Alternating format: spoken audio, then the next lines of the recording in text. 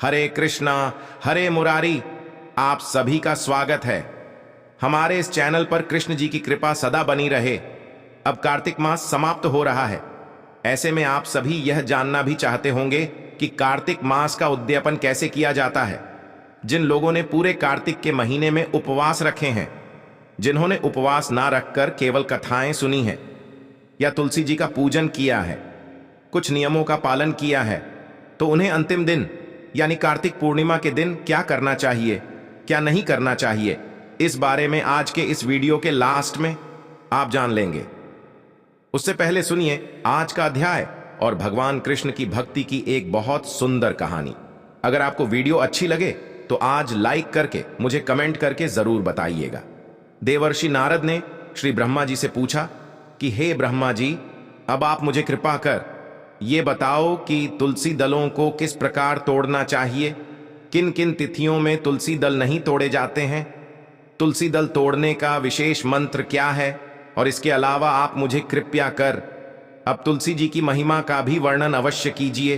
तब देवर्षि नारद के प्रश्नों का उत्तर देते हुए श्री ब्रह्मा जी ने कहा, ये नारद, तुलसी दल या पत्तियां जब भी तोड़नी हो तो उसके लिए वैधृति और व्यथिपात, इन दो योगों में रविवार, एकादशी, अमावस्या और पूर्णिमा, इन तिथियों में संक्रांति और जन्म मरण छूत में तुलसी दल तोड़ना वर्जित माना जाता है। इन तिथियों को भूल से भी तुलसी दल नहीं तोड़ना चाहिए। संक्रांति, अमावस्या, एकादशी और रात्रि और दोनों संध्याओं में, अर्थात सुबह सूर्योदय से पहले और शाम को सूर्यास्त के बाद भी कभी तुलसी दल न तोड़े। किंतु तुलसी के बिना श्रीहरि की पूजा संपूर्ण नहीं मानी जाती, इसलिए निषेध समय में तुलसी वृक्ष से अपने आप गिरी पत्तियों से भी पूजा की जा सकती है। पहले दिन के पवित्र स्थान पर रखे हुए तुलसी दल से भी भगवान की पूजा की जा सकती है।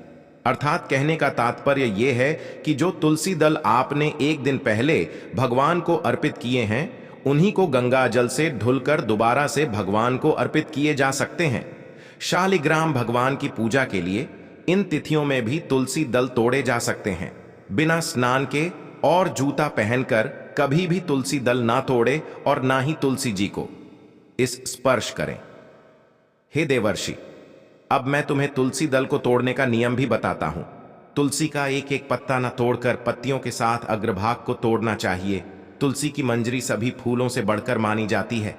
मंजरी तोड़ते समय उसमें पत्तियों का रहना भी आवश्यक होता है, और इस प्रकार मंत्र पढ़कर पूछी भाव से पौधे को बहुत ज्यादा हिलाई ढुलाई बिना तुलसी के अग्रभाग को तोड़ना चाहिए। इससे पूजा का फल लाख गुना बढ़ जाता है। ये मंत्र है, मातस तुलसी गोविंद हृदयानंद कारिणी नारायण से पूजार्थम चिनोमित्वा में नमोस्तुते देवर्षि। तुलसी दल तोड़ने के अन्य मंत्र इस प्रकार है, ओम सुभद्राय मां, ओम सुप्रभाय नमः।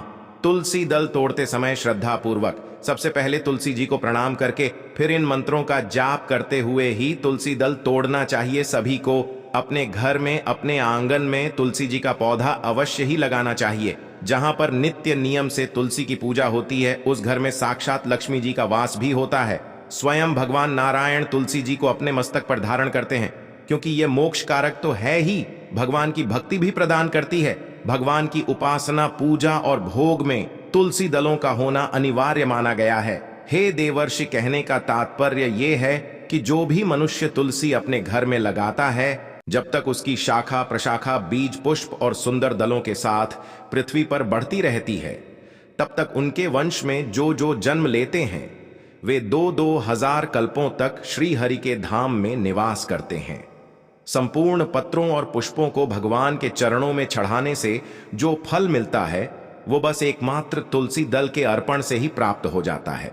100 बार स्वर्ण और 400 भार रजत के दान का जो फल है, वहीं तुलसी वन के पालन से मनुष्य को बड़ी सुगमता से प्राप्त हो जाता है। जिसके घर में तुलसी का पौधा या बगीचा होता है, उसका वह घर साक्षात तीर्थ के समान होता है, और वहां यमराज के दूत भी कभी नहीं जाते। हे नारद, अब मैं तुम्हें तुलसी की माला धारण करने के संबंध में कुछ महत्वपूर्ण बातें बताता हूं। तुलसी की माला धारण करने के संबंध में शालिग्राम पुराण में कहा गया है कि भोजन करते समय तुलसी की माला का गले में होने से अनेक यज्ञों का पुण्य प्राप्त होता है। जो कोई तुलसी की माला धारण करके स्नान करता है, उसे गंगा स्नान करने जैसी सारी नदियों के स्नान का फल प्राप्त हो जाता है। तुलसी माला तुलसी जी के पौधे से निर्मित की जाती है। तुलसी परम पवित्र और आध्यात्मिक तथा औषधि गुणों से अपने आप में परिपूर्ण है। इस माला से भगवान विष्णु, श्री राम, श्री कृष्ण और गायत्री मंत्र का जप अत्यंत शुभदायी होता है। वैष्णव दीक्षा से दीक्षित साधु संत और गृहस्थी भक्तजन इसे कंठी के रूप में भी धारण करते हैं। तुलसी वन के नीचे किया गया पिंडदान पितरों के लिए क्षय होता है, उन्हें मोक्ष प्रदान करता है। गले में तुलसी जी की माला धारण करने से जीवन शक्ति बढ़ती है, बहुत से रोगों से मुक्ति मिलती है। इस माला को धारण करने से शरीर स्वस्थ होता है, शरीर निर्मल, रोग मुक्त और सात्विक बनता है। तुलसी शरीर की विद्युत संरचना को सीधे सीधे प्रभावित करती है। इसको धारण करने से शरीर में विद्युत शक्ति का प्रवाह बढ़ता है और जीव कोशों द्वारा धारण करने के समर्थन में वृद्धि होती है। गले में माला पहनने से बिजली की लहरें निकलकर रक्त संचार में रुकावट नहीं आने देती। प्रबल विद्युत शक्ति के कारण धारक के चारों ओर चुंबकीय मंडल विद्यमान रहता है। तुलसी की माला गले में धारण करने से आवाज सुरीली होती है, गले के रोग नहीं होते और हृदय पर झूलने वाली तुलसी माला फेफड़े और हृदय के रोगों से बचाती है। इसे धारण करने वाले के स्वभाव में सात्विकता का संचार होता है। तुलसी की माला धारक के व्यक्तित्व को आकर्षक बनाती है। अगर तुलसी की लकड़ी से बनी हुई मालाओं से अलंकृत होकर मनुष्य देवताओं और पुत्रों के पूजन आदि कार्य करें तो वह कोटि गुना फल देने वाला होता है। जो मनुष्य तुलसी की लकड़ी से बनी हुई माला भगवान विष्णु को अर्पित करके पुनः प्रसाद रूप से उसे भक्तिपूर्वक धारण करता है, उसके सभी पाप नष्ट हो जाते हैं। तुलसी जी के दर्शन करने पर सारे पाप समुदाय अपने आप ही भस्म हो जाते हैं। इस वर्ष करने पर यह शरीर को पवित्र बनाती है, प्रणाम करने पर रोगों का निवारण करती है और जल से सींचने पर यमराज को भी भय पहुंचाती है। तुलसी लगाने पर यह भगवान के समीप ले जाती है और भागवत चरणों में चढ़ाने पर मोक्ष रूपी फल प्रदान करती है। देवर्षि नारद को तुलसी जी की महिमा का वर्णन करके श्री ब्रह्मा जी कुछ क्षणों के लिए मौन हो गई। आज का अध्याय समाप्त हुआ। अब सुनिए भगवान कृष्ण की भक्ति की कहानी। एक बार समुद्र किनारे एक गांव में कृष्णाबाई नाम की एक बूढ़ी मां ही रहती थी। वह भगवान कृष्ण की परम भक्त थी, एक झोपड़ी में रहा करती थी। कृष्णाबाई का वास्तविक नाम तो सुखिया था, पर कृष्ण जी की भक्ति के कारण गांव के लोगों ने उनका नाम ही कृष्णाबाई रख दिया। गांव में घर घर जाकर झाड़ू पोछा करना, बर्तन साफ करना और खाना बनाना ही उनका काम था। कृष्णाबाई रोज फूलों की माला बनाकर किसी प्रकार समय निकालकर दोनों समय ही श्री कृष्ण जी को पहनाया करती और फिर समय मिलने पर घंटों घंटों का ना जी से बात किया करती थी। गांव के लोग जब बुढ़िया को इस तरह से अकेले अकेले बातें करते देखते तो यही सोचते कि बुढ़िया तो पागल है। एक रात श्री कृष्ण ने अपनी भक्त कृष्णाबाई से यह कहा कि कल बहुत बड़ा भूचाल आने वाला है, तुम ये गांव छोड़कर इस गांव से कहीं दूर चली जाओ। अब क्या था, मालिक का आदेश था, प्रभु का आदेश था, माना तो था ही।